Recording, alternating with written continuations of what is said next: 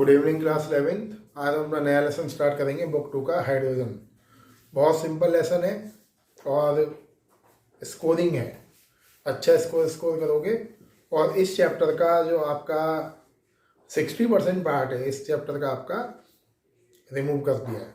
Hydrogen peroxide नहीं है आपके सिलेबस में, प्रिपरेशन ऑफ हाइड्रोजन नहीं है, केमिकल प्रॉपर्टीज ऑफ हाइड्रोजन नहीं है। स्पेशली इस चैप्टर से सबसे इंपॉर्टेंट जो टॉपिक है वो है आपके hydrides and hard water and soft water. Hard water soft water आपको बड़ा मजा आएगा पढ़ने में। मतलब कुल मिला के बोले अभी तक आपने केमिस्ट्री में जितने भी लेसन्स पढ़े चैप्टर 1 से लेकर जो भी अभी तक करा है आपने, है ना, रेडॉक्स कर ही लिया आपने, उन सब में सबसे सिंपल लेसन हाइड्रोजन है। सबसे पहले देखिए आप हाइड्रोजन। हाइड्रोजन का जो सिंबल है वो क्या होता है आपका? The symbol is H। Okay, electronic configuration 1s1 and position of hydrogen is uncertain. अभी तक साइंटिस्टों को ये पता नहीं है कि हाइड्रोजन की पोजीशन क्या है। जो पुरानी पीरियोडिक टेबल है उसमें आपका हाइड्रोजन कहाँ दिखेगा आपको? Hydrogen, lithium, sodium, potassium, rubidium, caesium, यहाँ दिखेगा आपको हाइड्रोजन। वो क्या करते हैं? उसको इलेक्ट्रॉनिक कॉन्फ़िगरेशन के बेस पर हाइड्रोजन को प्लेस करते हैं। Lithium, sodium, potassium, rubidium, caesium, मतलब वो इलेक्ट्रॉनिक कॉन्फ़िगरेशन के बेस पर फर्स्ट ग्रुप में प्लेस करते हैं। तो अगर आपसे पूछ रहे what is the position of hydrogen on the basis of electronic configuration, तो आपको बोलना है पोजीशन इज फर्स्ट ग्रुप। लेकिन अगर हम केमिकल रिएक्टिविटी के बेस पर देखें कि हाइड्रोजन की पोजीशन क्या है तो वो अनसर्टेन है। क्यों? Because in some chemical reaction आपका जो हाइड्रोजन है can take 1 electron and form hydrides, ये नया नाम सामने ला रहा हूं मैं आपके, and form H- ion, that is called hydrides. अब H- आयन को बोलते हैं हाइड्राइड्स। अब किसमें बनते हैं ऐसे कंपाउंड? ये बनते हैं मेटल के साथ। जैसे Na की वैलेंसी प्लस है तो H की -1, तो क्या बोलोगे आप? Sodium hydride. अभी पढ़ेंगे आगे बहुत डिटेल में ना।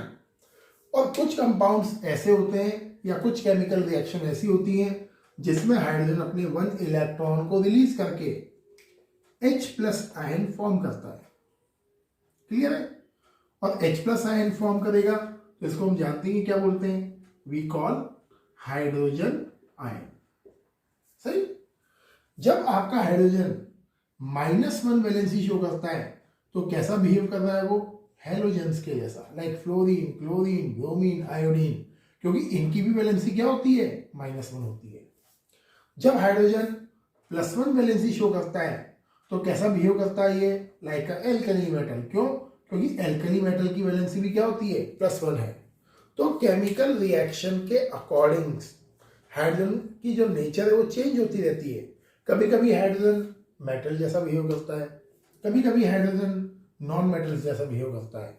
इसीलिए आज तक साइंटिस्ट ये पता नहीं लगा पाए कि हाइड्रोजन का एक्चुअल नेचर क्या है। भाई वो मेटल है या नॉन मेटल है। अगर क्वेश्चन आ जाए what is the position of hydrogen in periodic table, तो आपको बोलना है अनसर्टेन है। तो मेरी ये लिख के बताना उससे, बहुत सिंपल सा एक्सप्लेनेशन है, मजा आता है करने में, है ना। और पूछ ले इलेक्ट्रॉनिक कॉन्फ़िगरेशन के बेस पर क्या है तो आप क्या बोलोगे? Group number 1। क्लियर? बहुत सिंपल सी चीज है, इजीली आप कर सकते हो। कोई ऐसा नहीं है बहुत बहुत हाई फाई कोई कॉन्सेप्ट है ना। बढ़े आगे। देखिए देखिए बेटा, 3 टाइप के हाइड्रोजन के आइसोटॉप्स होते हैं, आप जानते हो already, 1H1, 1H2 and 1S3। 3 type के आइसोटॉप्स हैं हाइड्रोजन के, protium, deuterium and tritium.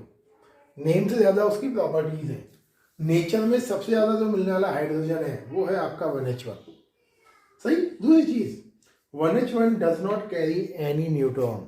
1H1 के पास कोई न्यूट्रॉन नहीं होता है। तो अगर आपसे पूछ ले ऐसे एटम का एग्जाम्पल बताइए जिस एटम के पास न्यूट्रॉन न्यूक्लियस में प्रेजेंट नहीं है, तो वो एटम है आपका 1H1। इसके अलावा सारे atoms carry nucleus, sorry neutron in the nucleus. ये ध्यान रखना, ये इंपॉर्टेंट पॉइंट है। दूसरा देखिए ड्यूटेरियम। आपका जो ड्यूटेरियम है सिंपल है 1H2। इसको कई बार हम D से शो करते हैं। ड्यूटेरियम जनरली हैवी हाइड्रोजन होता है। ये क्यों होता है heavy hydrogen? Because this is present in heavy water. और हैवी वाटर का काम होता है न्यूक्लियर रिएक्शन को स्लो डाउन करने में।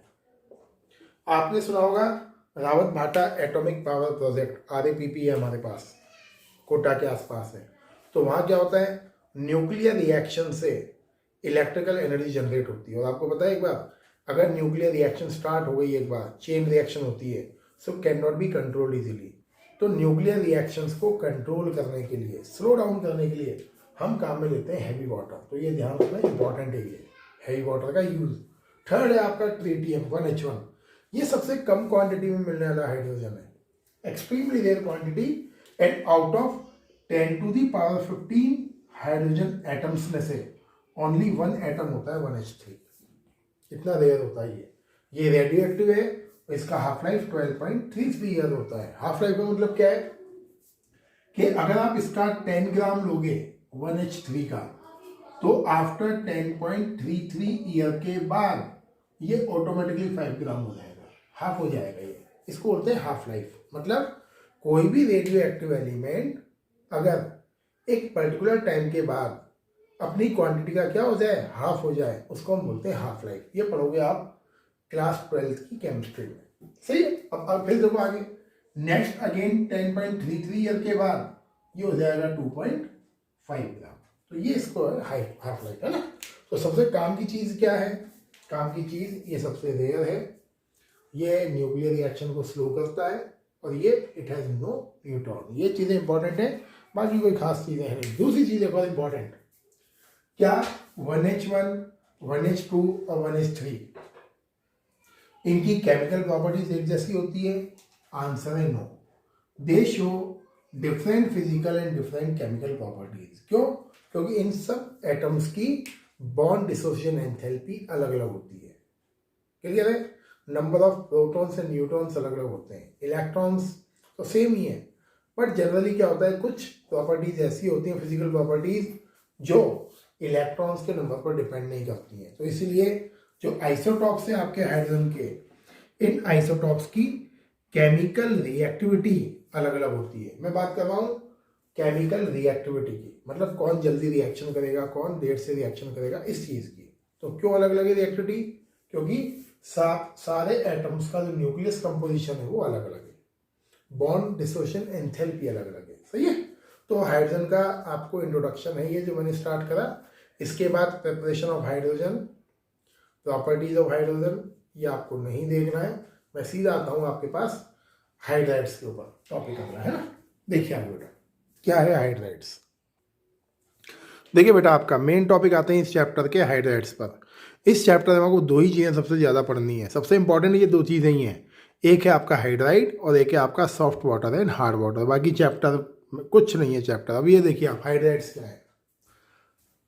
हाइड्राइड्स बोलते हैं उन कंपाउंड्स को जिसमें आपका हाइड्रोजन मेटल या नॉन मेटल के साथ कंपाउंड क्रिएट करता है।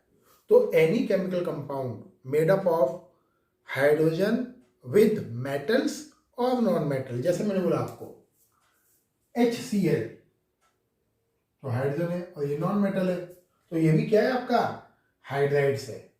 हाइड्राइड्स किसका? ये क्लोरीन का हाइड्राइड्स। तो हम क्या बोलेंगे? Hydrogen chloride. सही है। अब जैसे देखिए 3 टाइप के आपके हाइड्राइड्स होते हैं। फर्स्ट होता है आयोनिक हाइड्राइड, सेकंड होता है कोवैलेंट हाइड्राइड्स, एंड थर्ड होता है मेटेलिक हाइड्राइड्स। अब नाम से पता लग रहा होगा आपको, ionic, covalent and metallic. Ionic hydrides में क्या होता है? Ionic bond. कोवैलेंट हाइड्राइड्स में क्या होता है? Covalent bond. मेटेलिक हाइड्राइड्स में क्या होता है? Metallic bond. तो 3 टाइप के हाइड्राइड्स हैं, आयोनिक, कोवैलेंट एंड मेटेलिक। कैसे होता है, क्या प्रॉपर्टीज होती है, तो मैं एक एक करके आपको डिटेल में बताता हूँ सारी चीजें कि what are the properties of metallic hydrides, what are the properties of ionic and what are the covalent. सही है। तो क्वेश्चन आता है इसके ऊपर, इंपॉर्टेंट है, ढंग से देखना है इसको, है ना। देखिए बेटा फर्स्ट देखिए आप आयोनिक, सेलाइन और सॉल्ट लाइक हाइड्राइड। सबसे पहले हम पढ़ते हैं आयोनिक हाइड्राइड्स को। अब आयनिक हाइड्राइड्स में आपको दिमाग में रखना है आयनिक बॉन्ड की प्रॉपर्टीज को, बिल्कुल वैसा ही है जैसी प्रॉपर्टीज आपकी आयनिक बॉन्ड की होती हैं। अब देखो समझो क्या इंपॉर्टेंट है। इंपॉर्टेंट है point number 1, because point number 1 इसकी डेफिनेशन है, एंड इंपॉर्टेंट है लास्ट का पॉइंट, बाकी सब जनरल है। अब देखिए क्या बोलता है ये, अगर आपका हाइड्रोजन S ब्लॉक मेटल के साथ। एस ब्लॉक कौन कौन से होते हैं? Group number 1, group number 2। Group number 1 में कौन कौन आता है? Lithium, sodium, potassium, rubidium, caesium. Group number 2 में कौन आता है? बेरिलियम। नीचे चलोगे कौन आएगा? मैग्नीशियम। और नीचे चलोगे कैल्शियम। सही है, बेरियम।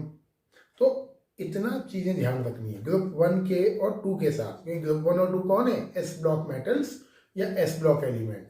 तो अगर आपका हाइड्रोजन एस ब्लॉक मेटल के साथ आयोनिक बॉन्ड बनाता है या रिएक्शन करता है, तो जो कंपाउंड बनते हैं उन कंपाउंड्स को हम बोलते हैं आयोनिक और सलाइन हाइड्राइड। सही है, या सॉल्ट लाइक हाइड्राइड्स।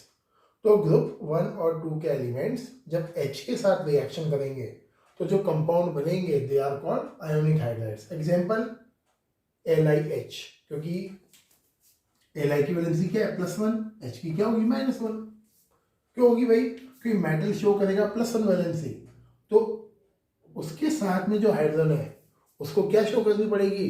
-1। तो आपने कभी सोचा नहीं होगा कि हाइड्रोजन की वैलेंसी भी -1 हो सकती है? देखो होती है।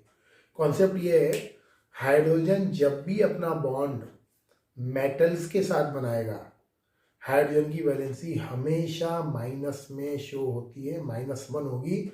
बिठा लो दिमाग में, ये चीज मैंने पढ़ाई थी आपको रेडॉक्स रिएक्शन में, दोबारा बोल रहा हूँ ये चीज। तो एग्जाम्पल LiH, KH, NaH बोलोगे कैसे?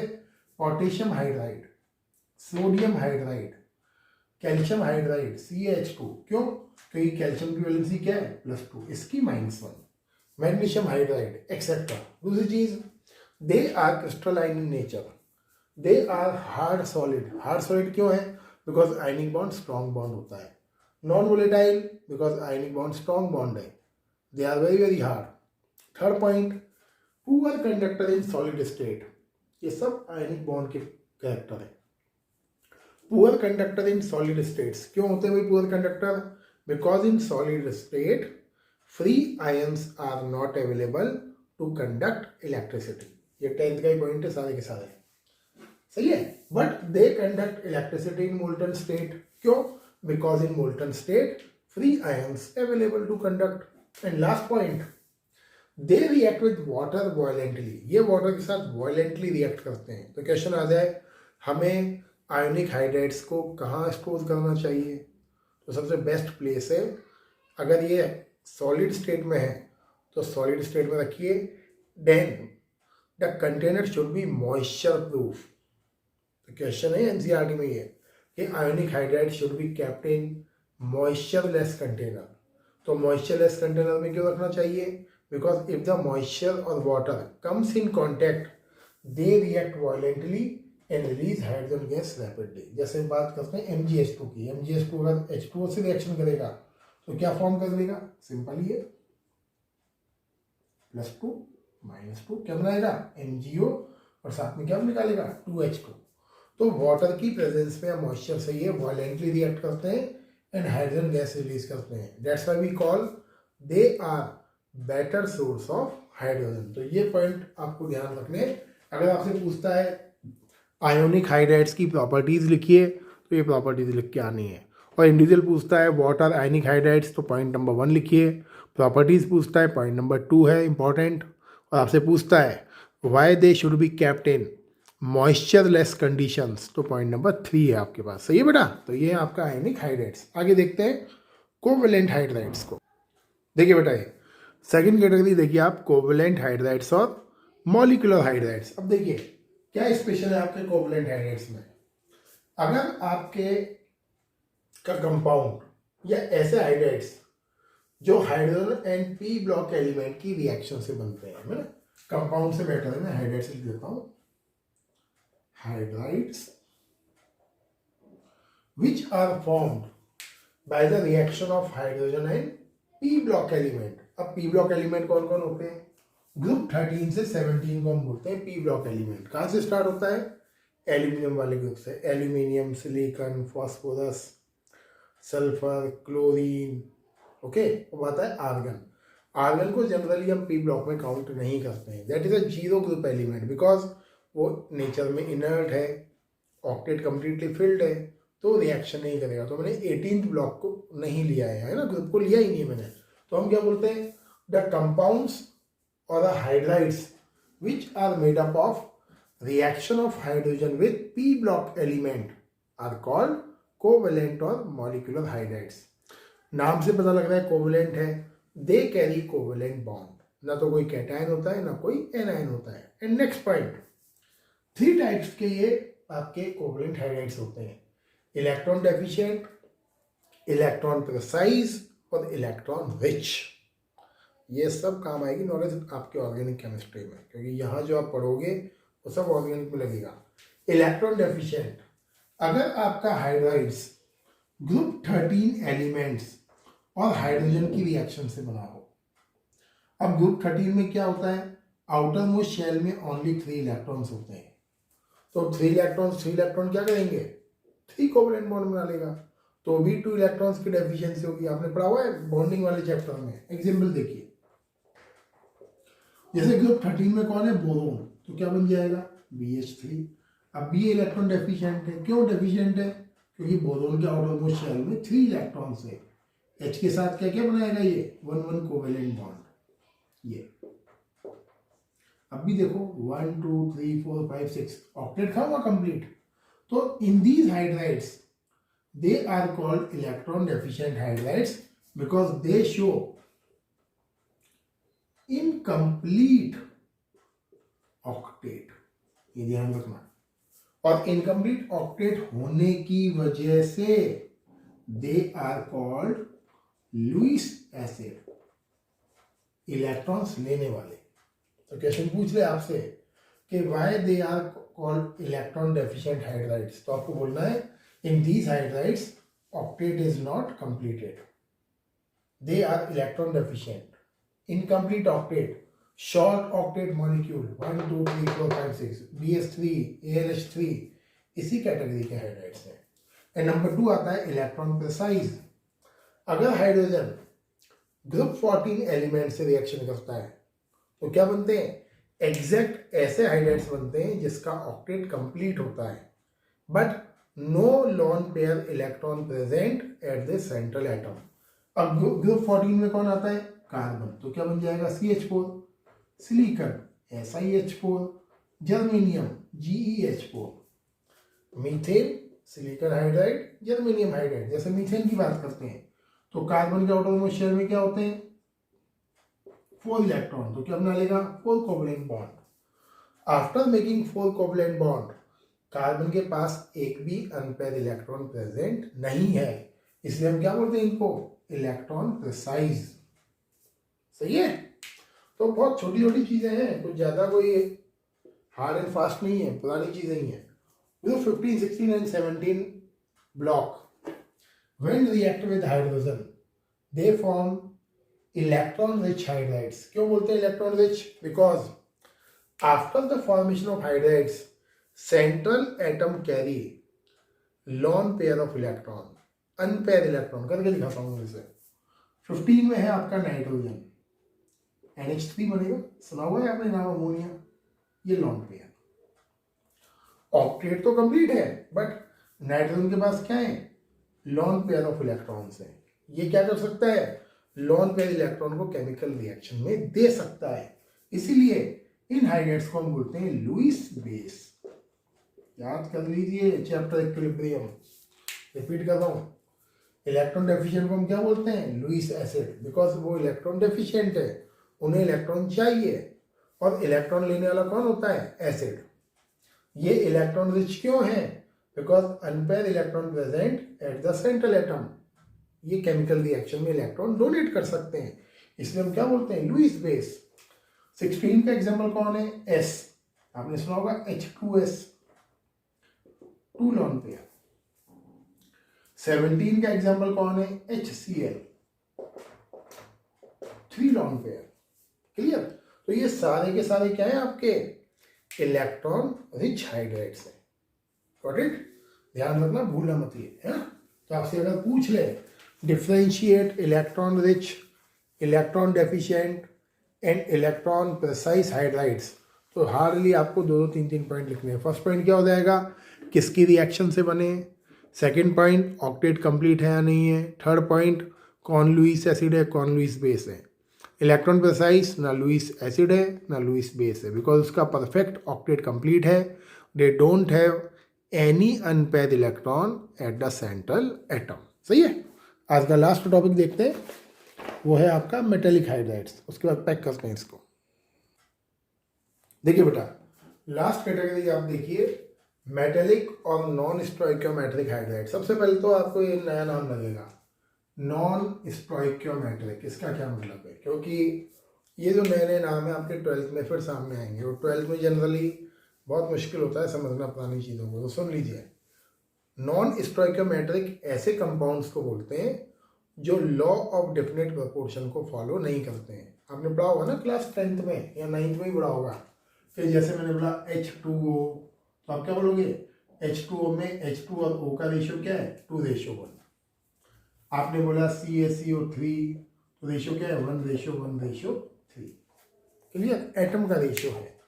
तो ऐसे केमिकल कंपाउंड जो लॉ ऑफ डेफिनेट प्रोपोर्शन को फॉलो करते हैं उन्हें हम बोलते हैं स्टोइकियोमेट्रिक कंपाउंड, और जो लॉ ऑफ डेफिनेट प्रोपोर्शन को फॉलो नहीं करते हैं उन्हें हम बोलते हैं नॉन स्टोइकियोमेट्रिक कंपाउंड. क्लास 12 में चैप्टर फर्स्ट है सॉलिड स्टेट, पूरा डिटेल में है, बट यहीं समझ लो 12 से पहले, है ना. देखिए, कब किसको बोलते हैं मेटेलिक हाइड्राइड्स? ऐसे हाइड्राइड्स जो DNF ब्लॉक एलिमेंट्स की हाइड्रोजन के साथ रिएक्शन पर बनते हैं. या तो डी ब्लॉक एलिमेंट करें रिएक्शन हाइड्रोजन से, या F ब्लॉक एलिमेंट्स करें. सही है.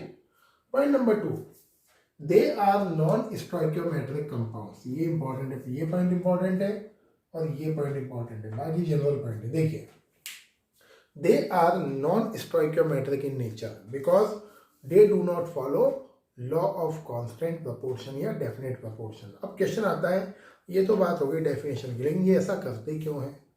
तो कुछ तो रीजन होगा. रीजन ये है कि DNF ब्लॉक के एलिमेंट्स अलग अलग वैलेंसी शो कर सकते हैं. जैसे Fe आप देखिए, Fe+2 भी शो करता है, +3 भी शो करता है. कॉपर देखिए, +1 भी शो करता है, +2 भी शो करता है. क्रोमियम +1 शो कर सकता है, +3, +5, +6 इतना शो करता है. मैग्नीज +1, +2, +3, +4, +5, +6, +7 इतनी सारी शो कर सकता है. दुनिया की हाईएस्ट जो वैलेंसी होती है मैग्नीज की, +7, उससे ज़्यादा किसी की नहीं है. तो कोई भी ऐसा एलिमेंट जो DNF ब्लॉक को बिलोंग करता है वो जनरली अलग अलग तरह की वैलेंसी को शो कर सकता है. इसीलिए वो क्या करते हैं? नॉन स्टोइकियोमेट्रिक हाइड्राइड्स बनाते हैं. अब जैसे आपने देखिए फॉर्मूला लिखा CrH3, तो देखने में क्या लगेगा आपको कि सर 1:3 है. दिख रहा है, ये क्रोमियम 1 है, हाइड्रोजन 3 है, लेकिन इसमें क्रोमियम हाइड्राइड में इसका रेशियो 1:3 नहीं होता है. इसका एक्चुअल रेशियो है 1:3.29. रीजन क्या है? बिकॉज इस हाइड्राइड में क्रोमियम की 2 टाइप की वैलेंसी इन्वॉल्व है, +3 एंड +6. या यूँ अगर याद नहीं भी रहती है तो आपको ये बोलना है क्रोमियम की डिफरेंट वैलेंसी इसमें इन्वॉल्व है. सिमिलर केस लैंथेनम हाइड्राइड का है, ये F ब्लॉक एलिमेंट है. लैंथेनम हाइड्राइड रेशियो क्या दिखेगा आपको? 1:2, बट एक्चुअल क्या होता है? 1:2.97. ये आपको लर्न नहीं करने, रेक्टोलॉजी नहीं मारनी, डेटा की नहीं याद रहता है मत लिखिए, एक्सप्लेनेशन लिख दीजिए उसका, है ना. नेक्स्ट पॉइंट देखिए, ऑन दी मेटेलिक हाइड्राइड्स छोटे छोटे पोर्स होते हैं. देखिए ध्यान से, ये मेटेलिक हाइड्राइड का surface. On the surface of metallic hydride small small pores present, and these pores hydrogen atoms are settled. Clear? That's why metallic hydrides are used as a big source of hydrogen. जितनी भी organic chemistry की reactions होती हैं जिसमें hydrogen की जब requirement होती है तो हम यूज करते हैं मेटेलिक हाइड्राइड्स को. मैं लिख भी देता हूँ. फर्स्ट एग्जाम्पल है LiAlH4, सेकेंडली आपका BH4, NaBH4. ये हाइड्रोजन देने वाले केमिकल, ये तो सबसे ज़्यादा काम आता है ऑर्गेनिक केमिस्ट्री में. लिथियम एल्यूमिनियम हाइड्राइड, और ये है सोडियम बोरोन हाइड्राइड. सही.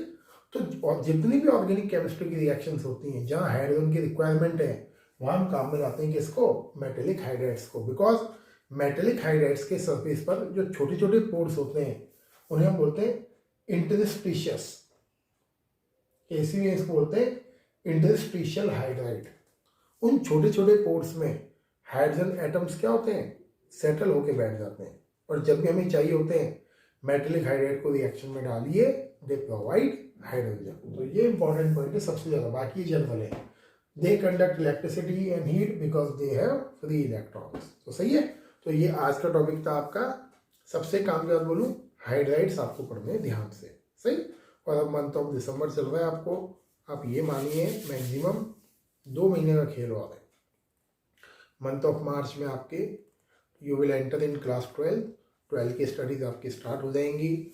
ऑनलाइन का एक फ़ायदा ये भी है कि आप कोई भी वीडियो कभी भी रिपीट करके देख सकते हो। ऑफलाइन का एक नुकसान भी है, देखिए अगर यही क्लास ऑफलाइन होती और अगर आपने साल भर ढंग से 11th क्लास की स्टडी नहीं करी है तो no one is going to repeat, फिर खेल खत्म है सारा का सारा। आपको 12th में एंट्री करनी है, कैसे भी करनी हो एंट्री करनी पड़ेगी आपको। लेकिन ऑनलाइन का एक फ़ायदा तो ये है कि अगर आपको फर्स्ट चैप्टर दोबारा देखना है तो यू आर हैविंग वीडियोज़, कभी भी आप देख सकते हो अपनी टाइम में बैठकर।